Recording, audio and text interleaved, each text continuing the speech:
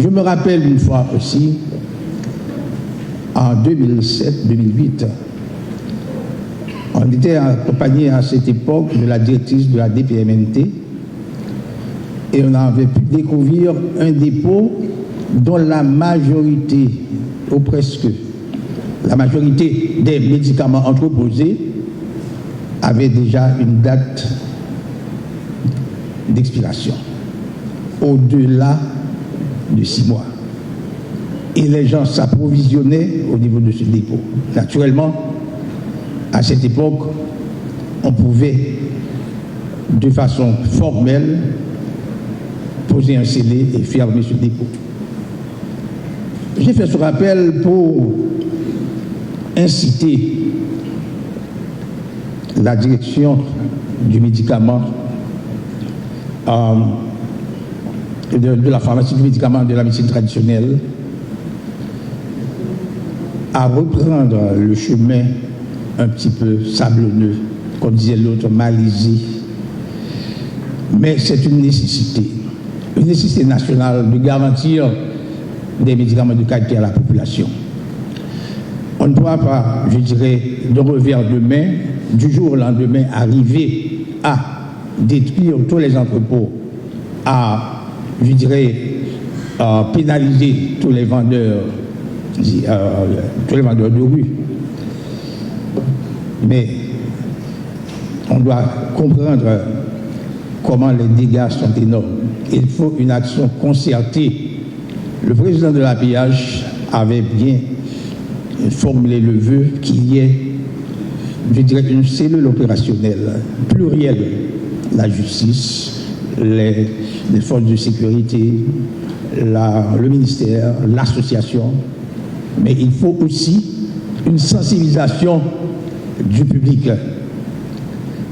Et nous sollicitons l'appui des médias de toute forme dans cette grande bataille pour la régulation, la protection de la population contre les méfaits des médicaments et, je dirais, contrefaits et qui se vendent dans les rues.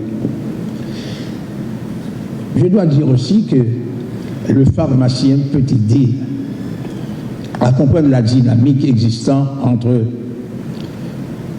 je dirais, l'efficacité d'un traitement et les complications que ce même traitement peut causer. L'une des complications, je dirais, résultant de la prise de médicaments sans prescription justifiée, sans prescription, je dirais, valable, peut entraîner ou bien la résistance ou bien des interactions nuisibles. Je pense que cette journée est une occasion de réfléchir sur la fragilité de la médication, sur la fragilité de la prise en charge et aussi sur l'importance des molécules que nous utilisons pour traiter nos patients. Le pharmacien, je disais tantôt, n'est pas seulement un simple distributeur. Loin de là, ça fait longtemps qu'on a dépassé ce modèle archaïque. Le pharmacien, c'est le conseiller, le scientifique, mais aussi c'est un homme d'affaires ou bien une femme d'affaires. Il est temps que les jeunes pharmaciens, les jeunes pharmaciennes se lancent aussi dans l'industrie pharmaceutique. C'est aussi une carrière, à part la carrière d'officine, la carrière de pharmacie hospitalière, il y a aussi l'industrie. Et le terrain est vierge, car jusqu'à présent, nous n'avons que 3 grands laboratoires. Et la vie citoyenne avait salué les efforts de la Pharmatrix à travers son PDG, Ralph Edmond. Il y en a d'autres.